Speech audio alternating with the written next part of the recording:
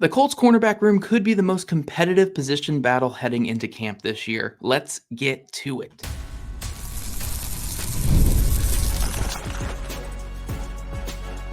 You are Locked On Colts, your daily Indianapolis Colts podcast. Part of the Locked On Podcast Network, your team every day. Thank you all for tuning in and making us your first listen of the day. This is your daily podcast covering your Indianapolis Colts, part of the Locked On Podcast Network, your team every day. Today's episode is brought to you by FanDuel. Make every moment more. Right now, new customers get $150 in bonus bets with any $5 bet. That's $150 with any $5 bet. So visit FanDuel.com/LockedOn to get started. Hello, everyone. I'm Zach Hicks of HorseshoeHuddle.com, your favorite film nerd over there, and also your favorite co-host here on the Locked On Colts podcast. Jake is unable to join us today, but we are going to continue our series, our little mini series here on the biggest battlegrounds heading into training camp. So yesterday we talked about the wide receiver battle, the offensive line battle, and the defensive line battle. Today we're talking linebacker, cornerback, and safety. We're going to kick this one off today though with cornerback because that seems to be the most intriguing one heading into camp. The Colts ended up running it back a little bit at the cornerback position. They did inquire a little bit about some upgrades in the offseason, but ultimately they decided to bring back veteran Kenny Moore in free agency, bring back all their young players from last year, add a couple day 3 picks to the roster, and they're going to roll into camp with this really, really young cornerback room. I mean, aside from Kenny Moore, all these other guys are, under 26, under 25 years old. So it's a very, very young group at the cornerback position yet again. Last year, that kind of bit the Colts in the butt. We'll see if that changes going into this next season. But yeah, I mean, going into camp, the two guys who are solidified, I think, as starters on this team are Kenny Moore and Juju Brents. Juju Brents obviously needs to stay healthy. That's going to be the biggest thing right there for him. Can he build off of the positive showings he did in limited playing time as a rookie and become a full-fledged starter and go, it doesn't have to be all 17 games this next year, but can he go at least, 15, 16 games, at least get above what he was at last year where he only played like half of the games as a rookie. So Juju Brents, all things, if he can stay healthy, will be a starter for the Colts this year. Kenny Moore, again, longtime starter for this team, fantastic player, was just rewarded with a nice little 3-year contract. Those guys are locked in there for this Colts team. The question now becomes, who is the other starter on the outside for this Colts team? Is it Jaylon Jones, a rookie from last season who had a little bit of up and down play, but overall, I mean, for a rookie 7th round pick, you really can't expect much more. He did some really good things for this team, had a couple pass breakups, held down the fort out there when the team was dealing with injuries. Is he going to be the de facto starter going into camp, or will it be Dallis Flowers, the guy who beat him out in training camp last year, had a good 2-game stretch to start the year last year, and then unfortunately tore his Achilles in week 3, or I think it was actually week 4, my bad, week 4 against the Los Angeles Rams, which ended his entire season. So Dallis Flowers, the guy who won that position in camp last year, did a lot of good things early in the year last year, but then was lost due to injury, or Jaylon Jones, the guy who held it down the entire season and really did some decent things when he was out there. Which of those guys will start at outside corner? And I think it really comes down to just pick your flavor here with the cornerback position with these two guys. Flowers, as long as he comes back healthy from that Achilles injury, he's the better athlete. He's the better playmaker. He has the better eyes and the better vision and the better feel at cornerback. Jaylon Jones, a bit more sturdy, a bit more experienced, a bit more physical on the outside. Maybe doesn't offer the same level of speed out there, but he makes up for it with his technique and with his physicality. So really what the Colts want to do at that other cornerback position comes down to, again, pick your flavor with those two guys. So I think that'll be a really great battle between those two players. I think it's a better battle than what it looked like going into camp last year, where it was an unproven Dallis Flowers versus a rookie in Jaylon Jones. Now it's a year 2 Jaylon Jones versus a Dallis Flowers who, yes, he's coming off an injury, but looked pretty solid in those couple games that he did start and looked like he was taking that big jump. So we'll see. We'll see how this plays out here. Again, it all comes down to how Flowers is looking post-injury. By all accounts, with the way that he's been posting on social media, and you're seeing like the movement ability in his drills and stuff like that, he looks like he's back to being Dallis Flowers again, but we have to see it on the field first, obviously. But those are going to be the two guys competing for that other outside cornerback position. Behind them, you got players like Amir Speed, who was here for special teams last year, Darrell Baker Jr., who, man, if we're talking up and down season last year, I think Darrell Baker Jr. is the pure definition of up and down season. Really, really good stretches of play last year, but ultimately he struggled to track the ball, had a couple really, really down moments. The Houston Texans game in week 2 was just not a pretty showing for him, and the tackling ability just was not on display. But overall, I do think he was a better cover corner than what the Colts had pretty much out of anybody else last year. So, hopefully there's still something there you can work with. And then you got rookie Jaylon Simpson, who projects better at safety. He played a lot of safety in college, but the Colts are going to try him out at cornerback because he's roughly 180 pounds. So they're going to keep him a little bit down at corner until, something happens where they have to move him back to safety. But he's a really intriguing player, super athletic, long arms, a guy who started his college career at corner before transitioning to safety. He's more of a project player, but we've seen project players come into this Colts team and have a bigger role out the gate than you would expect. Marvell Tell is a rookie. I remember a couple years back, he got a little bit of run late in his rookie season, despite moving from safety to corner going into that year. So we could see a similar type of situation with Jaylon Simpson. I think he's got the athletic traits to make an impact in year one. It's whether those athletic traits kind of trump the development of a Darrell Baker Jr. or even an Amir Speed, who didn't get many defensive snaps last year, but has been in the NFL system for a little bit longer. So we'll see what that comes out to. I think Simpson can be in play at slot corner as well. I think that'd be a really interesting spot for him. So we'll see where they ultimately land with him going into camp. But talking about slot corner, you got Chris Lamons, who's the only other veteran on this team and played a couple of snaps last year, versus rookie Micah Abraham out of Marshall. Abraham played a lot on the outside in college. So again, like Simpson, it could be an outside thing. It could be an inside thing. We're just not sure at this point. His size maybe more points towards a slot corner, but you could put him on the outside as well because of his ball tracking, because of his ball skills, and because of his eye discipline out there. So we'll see who wins this battle here. I am a big fan of Abraham. I think his film is much better than his testing numbers in the pre-draft process. I think he's a guy who is really competitive at the point of attack and gets up there with great ball skills. So Micah Abraham, I think, is one to watch going to camp. I think he could be a slot guy. He could be an outside guy. Personally, again, I'm going off of what Jake put him on here in the outline, but I do think Abraham, for me, would probably be more of an outside guy and Simpson be more of the slot guy there. So then it would be Simpson versus Lamons and Abraham versus Baker and Speed. And I think those are really good competitive battles there. I would lean towards the rookies in both of those battles, but it really comes down to what the Colts are seeing in camp here, because where they took Simpson and Abraham 5th and 6th round, that's not an uncuttable spot. If other guys beat them out in camp, then you can move on and go from there. But I like the two rookies in these battles. I like Simpson's speed and upside. I like Abraham's ball skills and ability to take the football away. And Abraham kind of reminds me a lot of Isaiah Rodgers coming out, just that ability to track the ball and be instinctive in coverage, something the Colts really lacked from their cornerback room last year, where I think they only had I want to say they had 4 interceptions in total from their corners last year, 1 from Juju Brents and 3 from Kenny Moore. They need more picks from that position next year, and Mike Abraham could be an impact player from day one in that regard. So that's the cornerback breakdown there. I think I'm going to go with those top 4 guys as obviously making the roster. And then I'm going to go with the 2 rookies rounding out the group as my early prediction of the 6 guys coming out of camp. But we'll see how it goes, obviously, when the pads are on here in July and August. But coming up, we're going to switch over to the linebacker position. Can rookie linebacker Jaylon Carlies make a day 1 impact for this team? But first, it's a winner take all time in the NBA and NHL, and FanDuel's giving you a shot to bring home a big win of your own.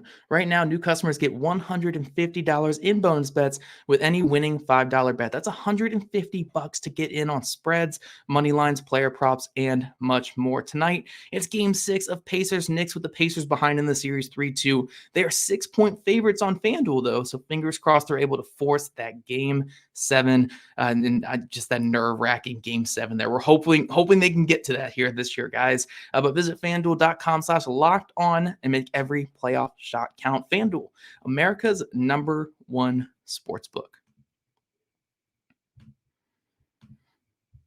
Alrighty, Locked On listeners, we're back with our positional preview, our positional battle preview going into Colts training camp this offseason. We're talking linebackers now, and this is a little bit different than corner, where corner we don't know who's going to be that other starter opposite Juju Brents on the outside. At linebacker, we know who the two starters are, and I'm saying two starters because if any of you guys listening are too used to kind of the old base defense the NFL runs, the NFL is a predominantly nickel-based league. So when you're talking starters at linebacker, it's now really two instead of three linebackers. There are some sets.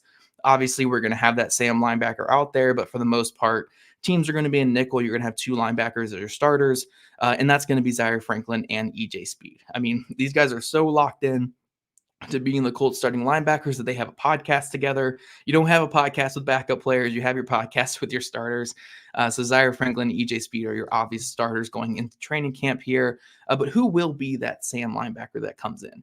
Because last year when we saw what the Colts did when they went to three linebacker sets, especially late last season when Shaquille Leonard was no longer with the team, they had it very, very matchup based. They had times where Saguna Luby came in and served more as like that backup Mike at times, and then they would move, Franklin to more Sam and Speed out to more Will. They had times where they brought in Ronnie Harrison, the veteran safety, moved to linebacker, who started off at Will, and then they would have EJ Speed go over to Sam, and then they would have Zaire Franklin over at Mike. So there are ways that they can move around a little bit with that Sam linebacker position and what they can do. But the guys behind those two starters, I mentioned a couple of them just a second ago. Saguna Luby, who is the backup Mike, I think has that inside track to winning that job again, because the linebacker they just drafted is not really a Mike linebacker either. So Saguna Luby has a good shot at making this team. Ronnie Harrison, like I just mentioned, the former safety that moved to linebacker for the Colts last year, did some really good things at linebacker, not so great things when he moved back to safety due to injuries late in the year. But I do like him as weak side linebacker depth and just ability. Special teams ace Grant Stewart, more of a Sam backer if he ever plays on defense. I believe, this is like a funny fact with him. I believe that he played like 9 defensive snaps last year, like meaningful defense snaps. I don't know if he got in at the end of blowouts, but I know for at least the first half of the year, he played like 9 defensive snaps and he was blitzed on like 8 of them. The Colts only brought him out there for blitzes and just to get him downhill and run into a lineman to free up other people for sacks. So Grant Stewart, if he ever plays on defense, is just going to be running straight, and that's perfectly fine. Then you got Cam McGrone, another player who made the team last year, and we'll see if he has a chance to make it yet again this year. But there's obviously more competition with the rookie addition of Jaylon Carlies, former safety of Missouri. The Colts immediately said they're going to put him at linebacker. Has the traits, has the athleticism, has the length to be a good linebacker in the NFL. It's all about when he's going to get his chance. So that's really where I want to take this conversation now. Is we know who our two starters are. We know it's Zaire Franklin and EJ Speed. We know who some of our contributors are behind those top two starters in Saguna Luby, Ronnie Harrison, Grant Stewart. We know those guys have certain roles, but how soon do we see Jaylon Carlies get into the mix? And do we even see it at all in year one? Because we've seen with this defensive staff, when they have changed safeties to linebackers in recent history, they've gotten these guys on the field quickly. I mean, we saw it with Divine Diablo with the Las Vegas Raiders, the greatest name in football, by the way, but Divine Diablo with the Raiders moved from safety to linebacker when he got to the Raiders as a rookie. Diablo was a third-round rookie, just for context there, but still a rookie. Came out of the gates, had a role in the defense as their weak side linebacker, and then when injuries happened, he became a full-fledged starter for parts of that year that Gus Bradley was with the Raiders. So they had a plan for Diablo, and they got him on the field immediately, and he was a productive player for them. If you're looking for more of a later round type of player, Kaiser White, when Gus Bradley and the staff was with the Chargers, Kaiser White, they moved from safety to linebacker going into his second year in the NFL, and he had a ton of snaps on defense. I mean, he started a handful of games at linebacker, and now he's a starting linebacker in the NFL. So this staff knows what they're doing with this archetype of player. They know how to get this archetype of player from safety to linebacker onto the field. It's all about when they're going to get them out there. And I think with Carlies, there's no rush like there was with Divine Diablo, like there was with Kaiser White with the Chargers. I don't think that there is this major push to get him on the field, but I do think we can be looking at a situation late in year one where the Colts need more of a pass down presence at their linebacker position later in the season. And a player like Carlies can get out there and cover at a higher level than maybe Isaiah Franklin or EJ Speed can. And I'm not saying that those two players are not good in coverage or can't get better in coverage by any means, but Carlies was just doing this at a higher level in college and was doing it from the free safety position, doing it from strong safety, doing it in more man coverage stuff. I mean, that's just such a different aspect bringing to the linebacker room than Franklin and Speed, who for all their time in the NFL have been linebackers or have been around the box. Even EJ Speed, who played 50 different positions in college, was more so constrained to the box rather than being more of a global type player on defense. So Carlies just brings you more potential, brings you more coverage upside than those two guys do. So it really comes down to when he gets onto the field. And this Carlies pick could be one for the future. It could be one where you're looking at 2025 because, as Jake, wonderfully put down here in the notes for me, EJ Speed, Grant Stewart, Cam McGrone, and Saguna Luby are all free agents going into 2025. So it's very possible that Carlies is more of a redshirt player this year, doesn't really get on the field this year, and then you have a plan for him in 2025. But I really do think when you're looking at Carlies on film and you're looking at what he can do as a run and chase linebacker in the run game, as a guy who can cover in man and has good vision in zone over the top, and that projects pretty well to the box where he's going to be playing this next year.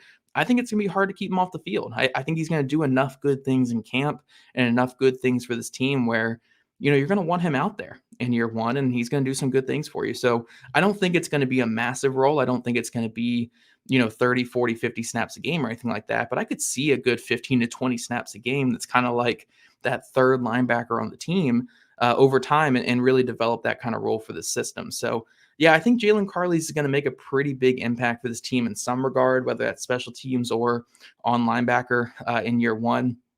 And I do think, obviously there's more of a plan for him going into 2025, but I'm excited for his potential here this next year. I think he's going to win out against like a Ronnie Harrison for that weak side linebacker job.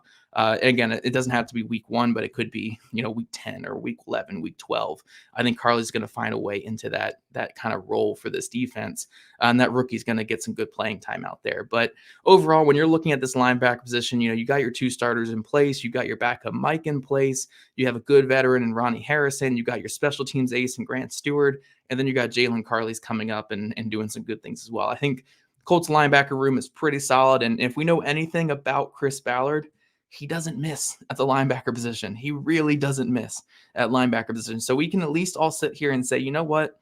Jaylon Carlies is probably going to be a pretty solid player, if not, an all-pro or Pro Bowl or whatever it's going to be. I'm not trying to put crazy expectations on him, but if we know Chris Ballard, he does not miss when it comes to linebacker, and Jaylon Carlies is just the next man up in a long line of linebackers that he has hit on in his time with the Colts. But coming up, we're going to switch gears to the biggest problem child on this Colts roster, and that is the safety position. Do the Colts have enough in-house at safety to roll into this next year, or are they going to have to go outside of house and grab a free agent starter sometime soon? But first, passion, drive, and patience. The formula for winning championships is also what keeps your ride or die alive. eBay Motors has everything you need to maintain your vehicle and level it up to peak performance. Superchargers, roof racks, exhaust kits, LED headlights, and more. Whether you're into speed, power, or style, eBay Motors has got you covered. With over 122 million parts for your number one ride or die, you'll always find exactly what you're looking for. And with eBay Guaranteed Fit, your part is guaranteed to fit your ride every time or your money back. Because with eBay Motors, you're burning rubber, not cash, baby. With all the parts you need at the prices you need, it's easy to make your car the MVP and bring home huge wins. Keep your ride or die alive at ebaymotors.com. Eligible items only. Exclusions apply. eBay Guaranteed Fit only available to U.S. customers. Already, Locked On Colts listeners and everydayers, we are here talking Colts safety position. Again, like the cornerback position at the top of the show, they have one or half their starters in place. Julian Blackmon, it did return on a fairly cheap free agent deal, so Julian Blackmon will be the team's strong safety yet again.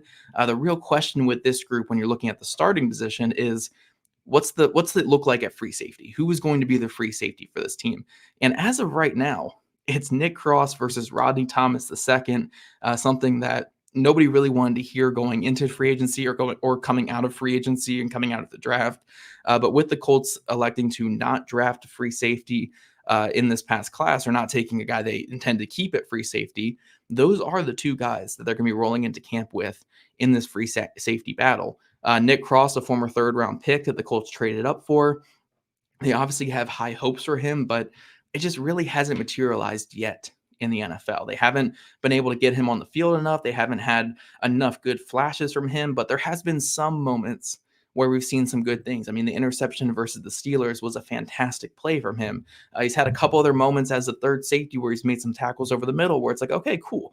We see the speed, we see the athleticism, we see what he can do. Let's get him on the field more.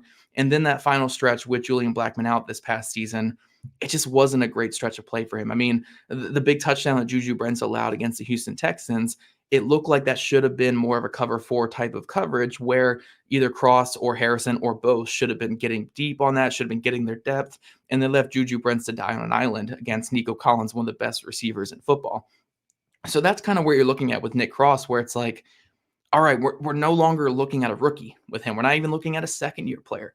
We're looking at a player going into year 3 where this is kind of the time where it needs to be coming together. He's still a really young player. I believe he's only going to be 23 this season. So, there's still time for him to figure things out, but that clock is ticking. It has to be this year for him. And he might be the player with the most to gain and the most to lose heading into training camp this year. But he gets a shot. He gets a big shot to take that free safety role, and it comes down to him beating out a player like Rodney Thomas or some of the other players on this roster. For Rodney Thomas, another player from the same draft class as Nick Cross, a little bit of an older player, had a really, really promising rookie season, but kind of tumbled back to earth a little bit this past year. He did have, the interception numbers. He's got really impressive interception numbers through 2 seasons with the Colts, but overall the tackling regressed, the coverage ability regressed, his ability in single high regressed. And I think the Colts trust in him kind of regressed late in the season as well, to where when it came to that do or die week 18 game last year, they started Nick Cross and Ronnie Harrison, a guy that they moved to linebacker, instead of starting him and Nick Cross in that final game. So that kind of says where their trust level is with a player like Rodney Thomas right now. I do think there is still salvageable parts of him and salvageable parts of his game. Again, the ball skills are great. He comes away with a lot of interceptions and does some good things, but he needs to show more, just completeness in his game. He needs to be a better overall player coming out of camp this year. But we'll see what happens with that camp battle. We'll see if one of those guys can really lock down that free safety role, because if they can't, then you got to go outside a house and grab one of these talented free agents that are still out there. The other 2 guys who are kind of interesting here, or again, it comes down to your definition of interesting, but Daniel Scott, the rookie 5th round pick from last year's draft, tore his ACL in training camp last year. I was a really, really big fan of this guy going into training camp last year, and I was really excited to see what he could do. Fantastic athlete, player who played in the box, played up high, played in slot corner a little bit in college as well, did a lot of good things at Cal in college. And I was excited to see what he could do with this Colts team last year, but unfortunately suffered that injury. We'll see what he looks like coming back from that injury, but I do think, he's going to be a welcome sight into this camp battle. I don't know if he's going to be much more than that, but I do think that he can be a welcome sight and a welcome body that can compete with these guys and really push them to new heights. So I'm hoping that he can establish himself as a rosterable player, but also just as a player that can, push these other guys to be even better in camp. And then Trevor Denbo, the Grant Stewart of the safety position. Trevor Denbo has always done some good things for this team as that final safety spot. So we'll see if he can retain his, that special teams role that he's had the last couple of years. But you guys know I love me some Trevor Denbo when it comes to special teams. And if the Colts have room for him, I would love to have him back as a special teamer again going to this next season. At the bottom of the roster, there are a couple other players as well. Marcel Dabo, a player they've had an international pathway system for the last 2 years. Kendall Brooks and Michael Tootsie. Brooks and Tootsie, the Colts obviously like something about their games, but I don't know if they're real competitors for this spot. But Marcel Dabo is interesting because, again, another fantastic athlete, a player they've had in their system for 2 years. It's kind of like the Nick Cross effect, but obviously lesser than what Cross has had, because Cross is a former 3rd round pick. Dabo was an undrafted free agent. But with Dabo, they've had him in the system for 2 years. They've had him around this organization, around the roster. It's kind of make or break for him as well, where it's like, if you're going to end up being anything for this team, it has to be this offseason. another year with the international pathway practice squad thing just to amount to no playing time or not even making any kind of impact on the roster just kind of shows that, like we tried our best with this, but it just didn't work out. So for Dabo, this is really the time for him where it's like you got to put it together a little bit in training camp and earn a spot on this roster, or, it might not be something that ever happens here with the Colts. So Dabo is kind of entering a make or break season. Rodney Thomas is entering a make or break season. Nick Cross is entering a make or break season. All these guys are on their last leg right now, and it comes down to what they can do in camp to really solidify their. Excuse my voice there, guys. I was just having a coughing fit. That wasn't me tearing up or anything like that, I promise. I know my voice is cracking a little bit, but yeah, Nick Cross, Rodney Thomas, Marcel Dabo, these guys are all entering massive off seasons, and I'm excited to see what these young guys can do in camp. But it comes back to the age-old question we've had all off season into the draft, and now here before we get into training camp, where it's like Justin Simmons is still out there, Quadri Diggs is still out there, all these other players are still out there, and if the Colts really want to be a playoff team, I think you got to go out and get one of these guys. Again, we've talked about it so much, and we've just been drilling this into your guys' heads, but like, I want Nick Cross to win this job. I want Rodney Thomas to win this job. I want them to be worth it for a playoff team. Worthy starters. It'd be great to have these guys emerge, but at the end of the day, if you have playoff aspirations, or you really want to push your chips in, it's about going to get those other guys who are more playable right now, or maybe it's just that I think are more playable. Guys with more proven track record, guys who have done more in the NFL in recent years. I just think, for a team that just has these higher hopes, relying on a random third-year breakout from Nick Cross or a third-year turnaround from Rodney Thomas is just, it's asking a little bit too much for hoping, and it's hard to put that much hope into those two players when we haven't really seen the complete package from either one of them at this point. So I think just going out there with their $14-15 million they have in cap space and throwing it at a Justin Simmons, that makes you a playoff team. That makes you a really well-rounded, solid team that looks like they can make the playoffs. But rolling out there again with a Nick Cross or a Rodney Thomas alongside these young players that you have at cornerback, like, it just has the recipe for a potential disaster like we saw late last season. So I'm curious to see what the Colts do at safety. Again, if they just roll into camp with Cross and Thomas, I'd be very happy to see one of those guys break out. But if not, I really do think they got to look at a Simmons or a Quadri Diggs really to fill out this roster. But you guys let us know in the comments what you think. Again, sorry again for the coughing there at the end. Just really losing my voice there. But if you guys don't already, follow at Locked On Colts, at Jake Arthur NFL, and at Zach Hicks 2, all on Twitter. Also subscribe to us on YouTube, wherever you listen to your podcast. We love your guys' ratings, reviews, and we'll catch you guys back here on the show next week.